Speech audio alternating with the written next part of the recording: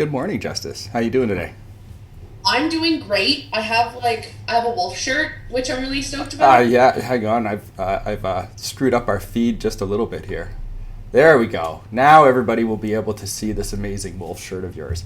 So good. It's so good. It's like a whole. It's just a whole wolf. It's Let just me a give you wolf. like full speaker, or yeah, there we go. Everybody can see it now. Yeah, 100%. it's the best. So It's my favorite. you're embodying the wolf pack today? Yeah. I actually like. You won't get this, but in all ways except physical, I am a wolf. So, on that note, six. we we have we're gonna show you guys Tony Cotes again because Yes, we are. he's really cute. He's really cute, and I like the song, right? So here we go with Tony Coates, another replay from the AVB.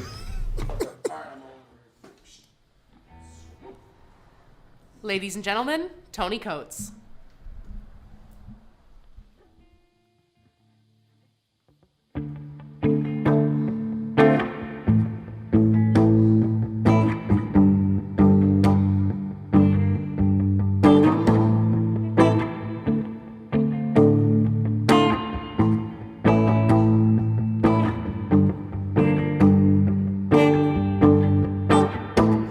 Baby, don't sleep. Well, I need your soul awake with me between the sheets, playing hide and seek. Ooh, I shouldn't be peeking into your eyes, down to them toes, way past your thighs. Got me mesmerized.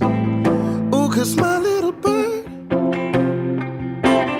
well, I know it hurts sometimes, but hey. Who they say without pain it ain't living. And these words, well, I hope they wrap around your heart and they keep you from sinking apart, baby.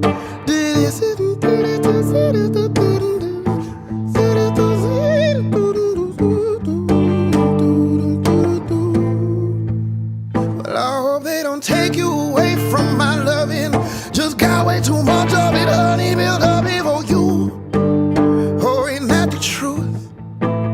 Well, I could go on like a madman, just fighting my own demons, but in the end, I'd rather not see you cry. Oh, 'cause my little bird, well, I know it hurts sometimes, but hey, ooh, they say without pain it ain't living. And these words, well, I hope they wrap around your heart and they keep you from sinking the bottom, baby. Yes, it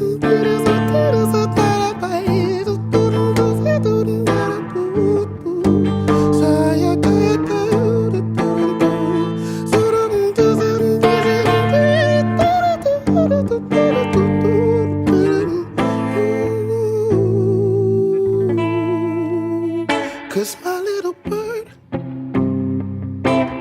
well, I know it hurts sometimes, but hey, who they say without pain it ain't living. And these words,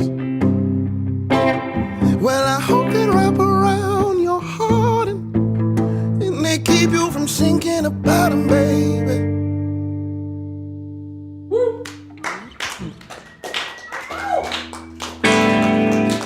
Now what? Oh, you just gonna keep filming me now? Peace and love, greetings. I love that video. I love it. Hello, and we are now joined by Steve Brown of Fantastic Fathers. How you doing, sir? Good morning. I'm good. Thank you very much for having me today. Honestly, I've been wanting to kind of sit and chat with you since the first time that we had done the photo shoot, way back when for the drive. We'll talk about that coming up, but I want to thank you for being on the Hypnic Jerks show. Hypnic Jerks show is the syndrome you get when you're just about to fall asleep and your body is falling, and then you jerk yourself awake, and you're just coming off a midnight shift, so it literally makes the show true to its name. The title is very appropriate in this incident. Very much. So you were on Midnights, and you are actively working at Chrysler now, and that Yes. actively meaning like you're not laid off and nobody's locked out due to COVID, eh? I actually do security there, so we've been there since all the way through.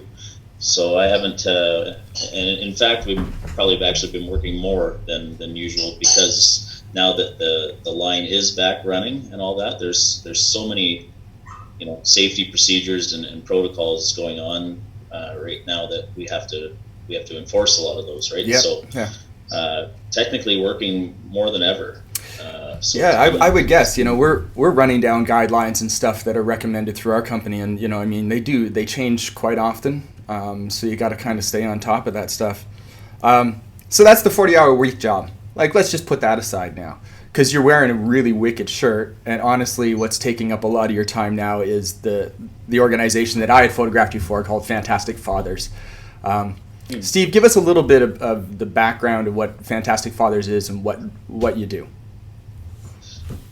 This question, it should be easy, right? But it's changed so much from just what it was initially to what it is now, and probably where it's heading, that it's very hard for me.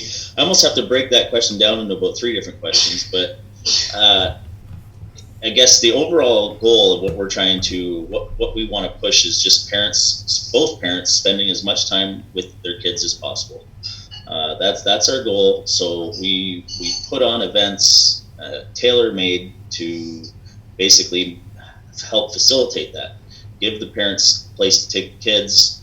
Now, obviously, it's called Fantastic Fathers, and that again, in the beginning, it has changed so much, so it might even be a little misleading, but we are a full family group, but we put emphasis on father involvement.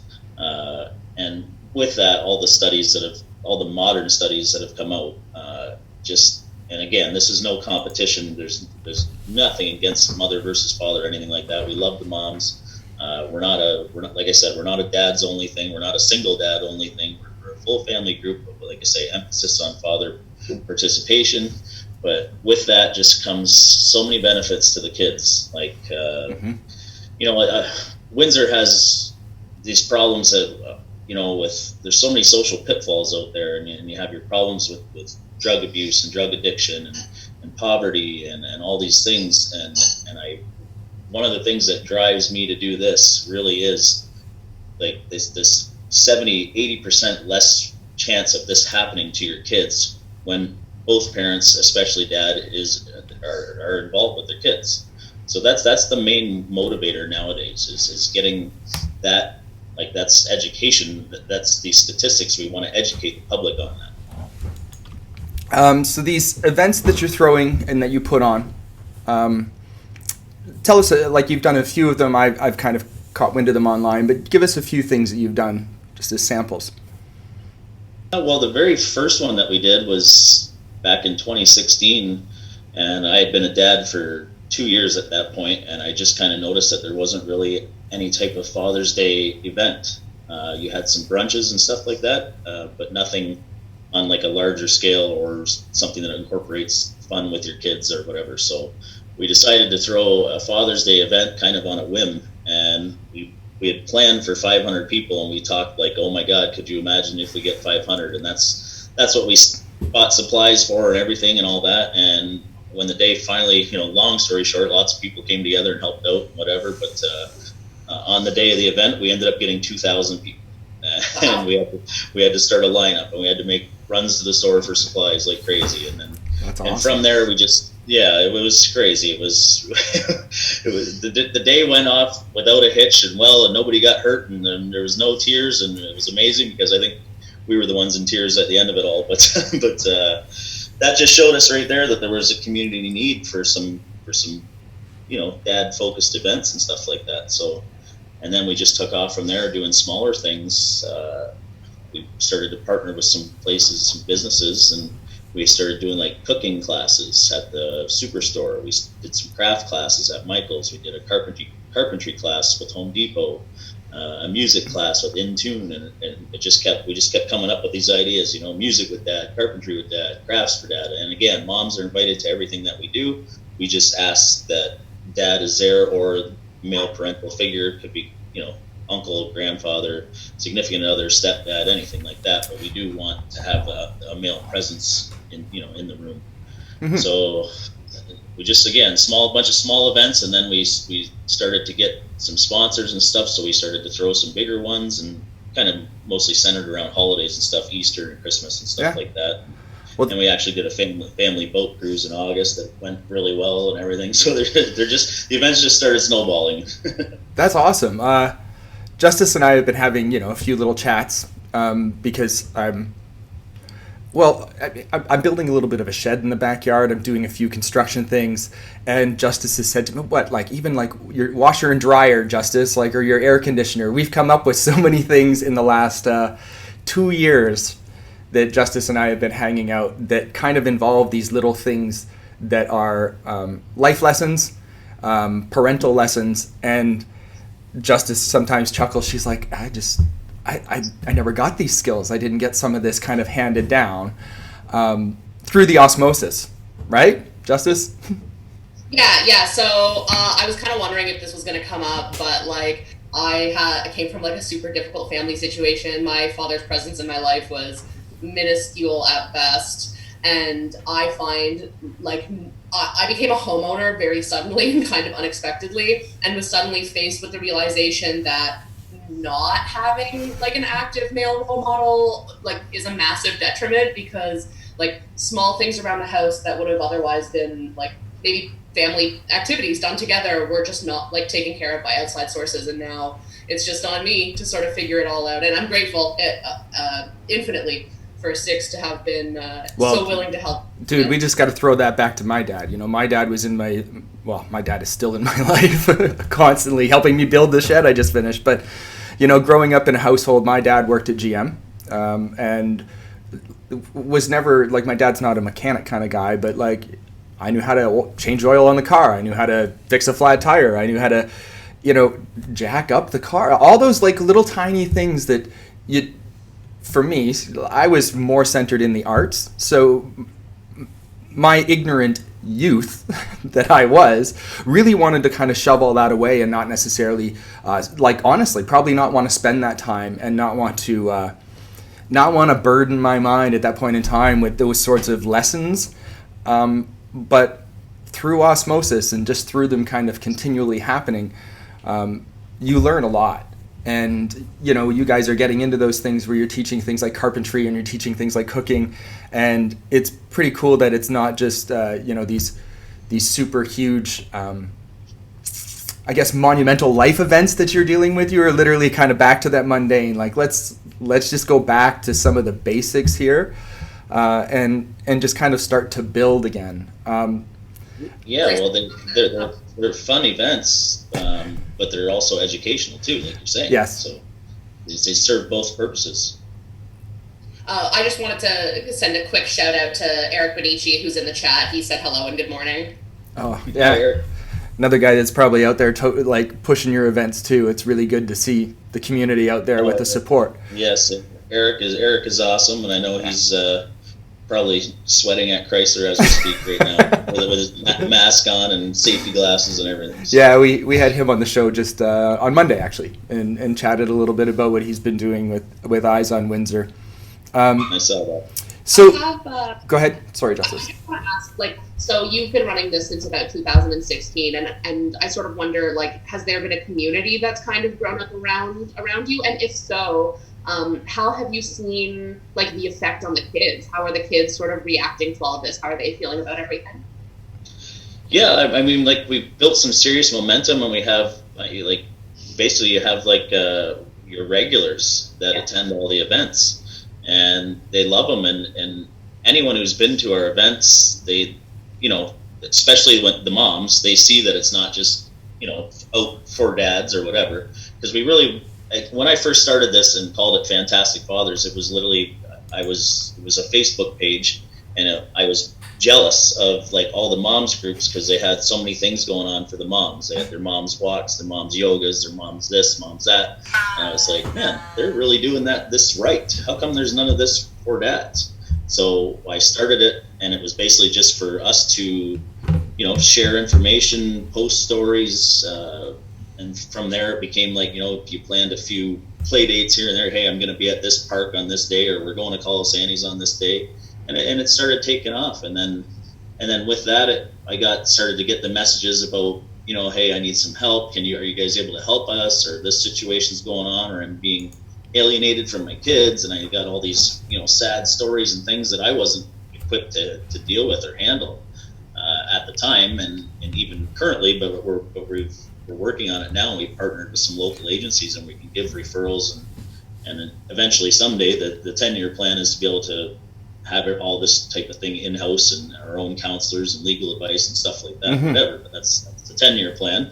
But yeah, it really, like I say, you get your regulars, and that's great. And then it's word of mouth. We don't, we have a small budget. So we use social media, and then word of mouth is what's kind of works for us. Pretty much every event that we've done is sold out per se, to the capacity of what the event can handle if it's at a place of business or wherever it's at, type thing. But so that's good. We're doing a few more of those levels that you're doing with Fantastic Fathers, because the events are great, and there are things that do get sold out. So other ways that, firstly, during COVID, most of us have spent a lot of time around home. Some of us cleaning out and trying to organize things. I know that Fantastic Fathers takes donations as well for sometimes families that are in need. Can people just post you out and send those messages? I know I sent you out an Instagram message, and then I reached straight out to Hootie as well. And I was like, hey, Hootie, we got this couch. Do you have a family or a family in need? Are you picking up a lot more of those sort of donation things now? Have things increased, or are you able to? With the COVID, we've shied away from that at the moment. Even before the COVID, it got too busy. Windsor, Essex is obviously very generous community, so there was a lot of things coming in, and again, you mentioned earlier, I do work full time. I do have a daughter. People might think, it's just a nonprofit organization, but it really is like running a business. Yeah. It takes up a ton of time, and it just grew to something that I could no longer really handle myself. So I have to say no to a lot of things, but if people are willing, to donate an item and actually get it to a place that, like, we definitely know people that can use these items, but for me to, commit every weekend to driving around to pick up stuff and then, getting it to another location is just too much for me at this point in time. But again, as we grow as an organization, we get some more volunteers and stuff like that, because we're always looking for volunteers and committee members and stuff like that. More of this stuff becomes possible. But we did shut all that down when COVID hit, obviously. So we haven't done that for 3 months. Anyways. How is the family? How has the family life been during all of this? How are you guys keeping? I with respect to the situation, and I, my heart goes out to anyone who got sick or knows someone who did, obviously, and all that.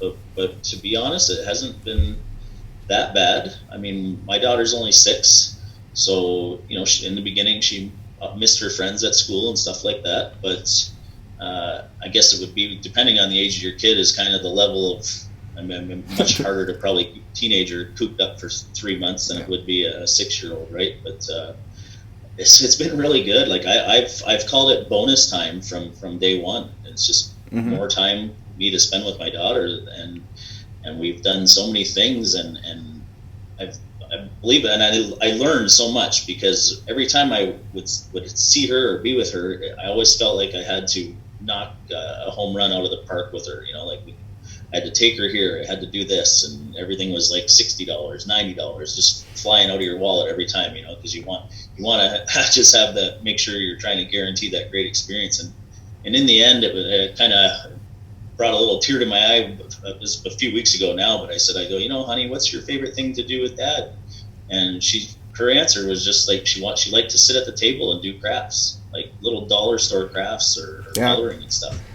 And I think about all those times where, and I don't want to take away from any of these businesses or anything like that. They're great places, but I was taking her 2 places a week at least, and it was like, the money was just, like I said, flying out of the wallet. But this is financially, I think during this time there are a lot of us, I mean, reflecting on where the money's gone, whether it's whether you were traveling back and forth to work and it was gas, whether you went out and you were entertaining yourself, or in kind of this case, with the family, it's the same thing here.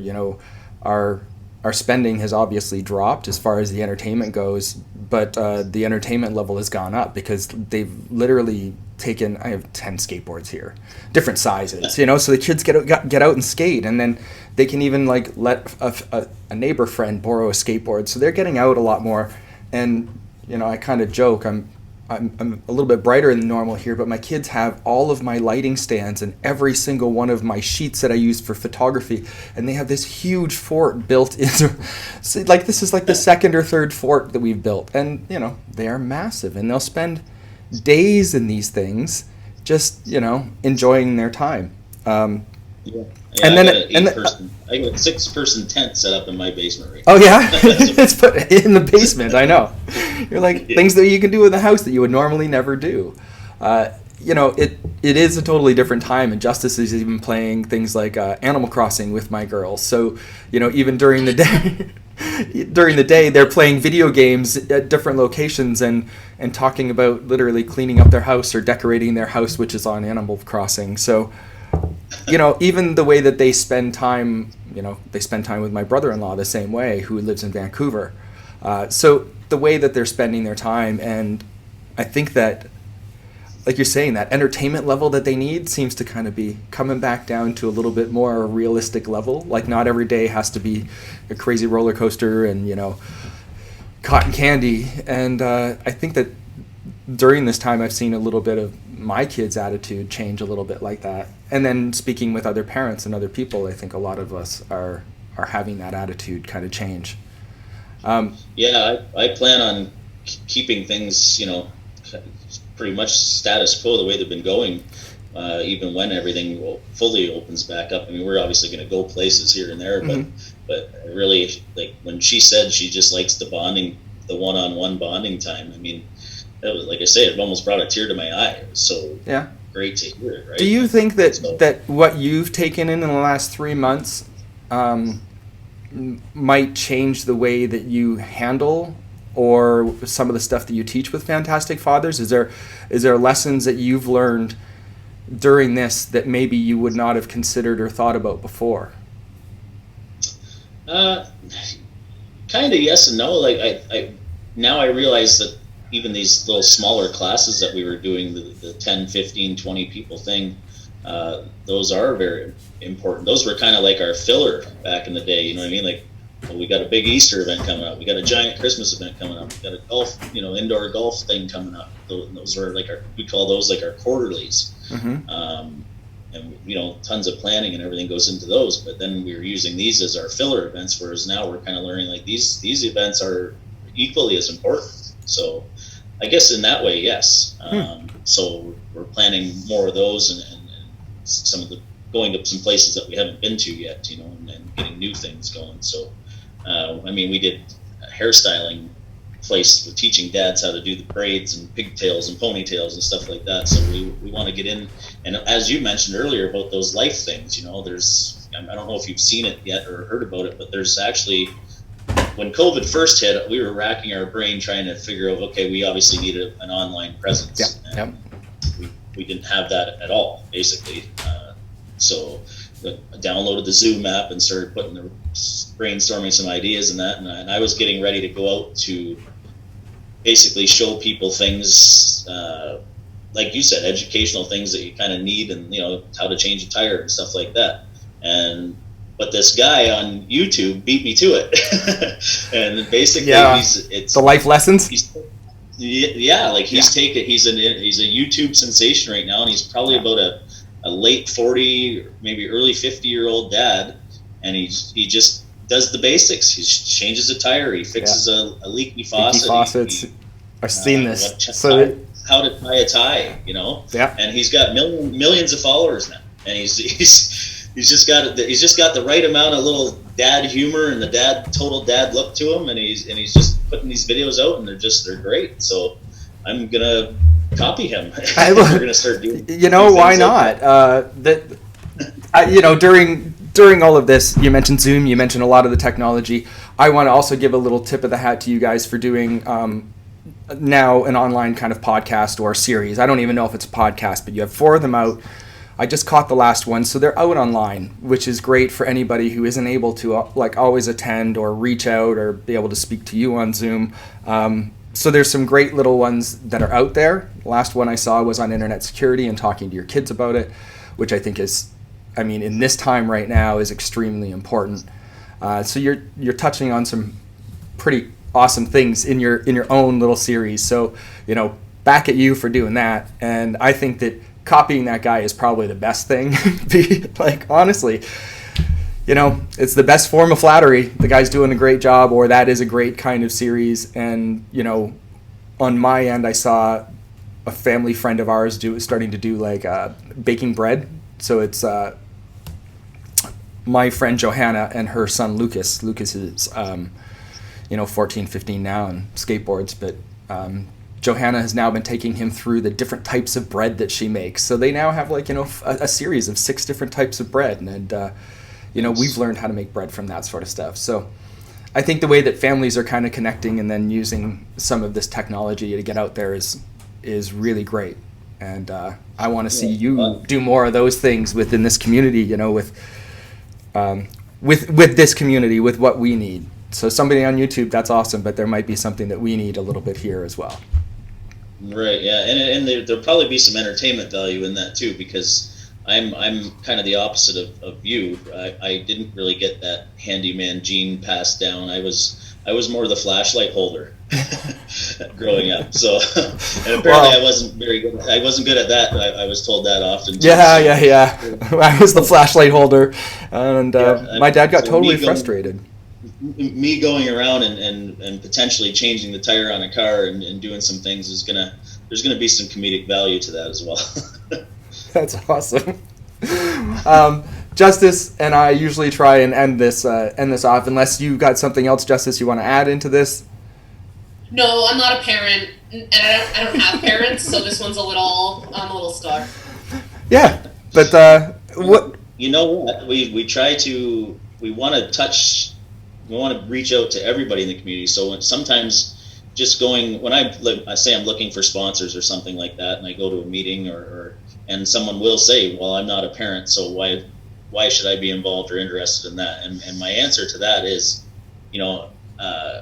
stronger families build stronger communities, right? So how often have you heard people sit around and complain where their tax dollars are going? Why do my tax dollars have to go to welfare? Why do my tax dollars have to go to drug addiction and stuff like that? So this is what we're trying to accomplish. I honestly believe that there's no guarantee, obviously, that if you have a child has great parents, that they're not going to end up in a situation someday down the road. But these studies do show that there's a significant, 75, 85% less chance. So we do, our community can benefit greatly from parents interacting and being close with their kids.